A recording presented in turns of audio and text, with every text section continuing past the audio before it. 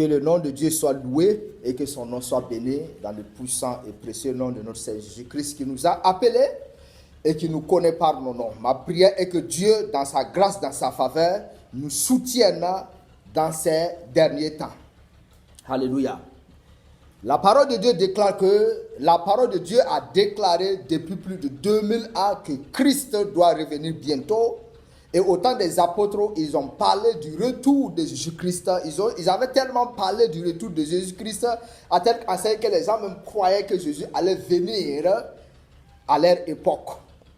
Mais bien aimé, c'est très très important. Nous avons vu les articulations de l'apôtre Paul par rapport au retour de Jésus-Christ et par rapport à l'église elle-même, par rapport aux frères, par rapport aux différentes inspirations qui ne viennent souvent pas de l'Éternel. Donc nous allons lire un passage dans 2 Thessaloniciens chapitre 2 à partir du verset 2. Je lis au nom de Jésus-Christ ce qui va vraiment nous être intéressant. Alléluia. Donc le thème de cette brève exhortation est « Prépare-toi à la rencontre du Seigneur ». Prépare-toi à la rencontre du Seigneur. Je lis au nom de Jésus. Pour ce qui concerne l'avènement de notre Seigneur Jésus-Christ et de notre réunion avec lui, nous vous prions, frères, de ne pas vous laisser facilement ébranler par votre bon sens, il y a le bon sens, par votre bon sens, et de ne pas laisser troubler soit par quelques inspirations, soit par quelques paroles ou par quelques lettres qu'on dirait venir de nous, comme si le jour du Seigneur était déjà là. Alléluia. Donc nous allons brièvement nous exhorter et de nous amener à comprendre un certain nombre de choses que nous pensons que cela vient de Dieu et pourtant cela ne vient pas de Dieu. Premièrement, nous allons parler donc du bon sens. Parce que le bon sens voudrait que Jésus-Christ revienne bientôt. Et tout de suite même à l'ère où nous sommes, parce que le monde actuellement est plongé dans le péché. Il y a beaucoup de choses qui se passent autour de nous dans ce monde-là. Beaucoup de choses se passent. La sodomie, tant beaucoup de choses, les guerres, ainsi de suite. Donc le bon sens même de l'homme spirituel, de l'homme né de nouveau, voudrait que Jésus-Christ fasse apparition et enlever l'Église. Et cela doit procéder aux choses suivantes que nous savons bien concernant l'eschatologie. Mais ce que nous voyons ici, il dit, ne vous laissez pas troubler par le bon sens. Deuxièmement, par quelques inspirations, les sources des inspirations. Vous savez, souvent nous sommes inspirés par des choses qui ne viennent pas de Dieu. Et cependant, souvent nous sommes convaincus que ces choses viennent de Dieu. Et ça nous trouble.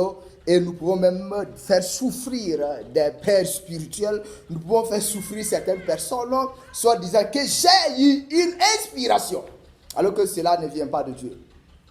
C'est très très important. Vous savez, en marchant avec Dieu au fur et à mesure, la connaissance augmente.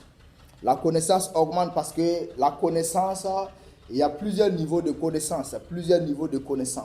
Tu peux savoir sans savoir que tu sais. Tu peux savoir et savoir que tu sais. Tu peux savoir et savoir en savant que tu sais. Donc, j'ai parlé que des 3 niveaux. Il y a d'autres, c'est plus que ça. Je sais, que je sais, que je sais, que c'est ça. Donc, nous ne pouvons pas dire aujourd'hui, nous ne pouvons pas nous asseoir aujourd'hui et dire que nous savons que Jésus revient à telle date. Ce n'est pas possible. C'est pourquoi l'apôtre a dit ici, ne vous laissez pas ébranler par quelques fausses inspirations, des inspirations qui ne viennent pas de l'Éternel. Les inspirations qui viennent simplement que de nos pensées. L'apôtre dit, il ne faut pas te laisser ébranler par ces choses qui ne viennent pas de Dieu, par des fausses inspirations, par même des paroles. Si nous continuons le verset 3, il dit, le verset 3, il dit que personne ne vous séduise d'aucune manière, car il faut que l'apostasie arrive auparavant et que l'on voit paraître l'homme du péché, le fils de la perdition.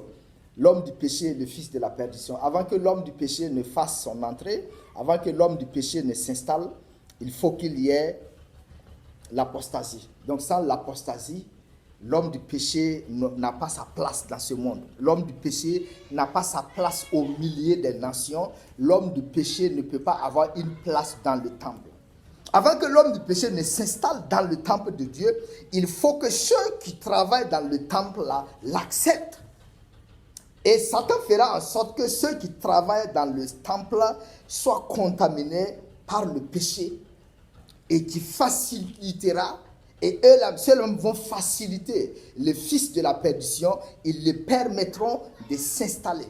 Ils vont le permettre de s'installer dans le temple en se proclamant lui-même Dieu sous l'acclamation des hommes du temple. Que le Seigneur vraiment ait pitié de nous. Que l'Éternel ait pitié de nous. Que l'Éternel ait pitié de nous. Que l'Éternel ait pitié de nous. Or, Satan aujourd'hui est en train de travailler pour l'installation de l'apostasie. Il travaille aujourd'hui pour l'installation. L'apostasie est en train de s'installer au fur et à mesure. Au fur et à mesure, le péché est dilué. L'onction, la présence de Dieu est diluée. On pêche facilement. On fait certaines choses facilement. On s'accroche au péché sans aucune crainte, sans remords. Et ça, c'est l'installation progressive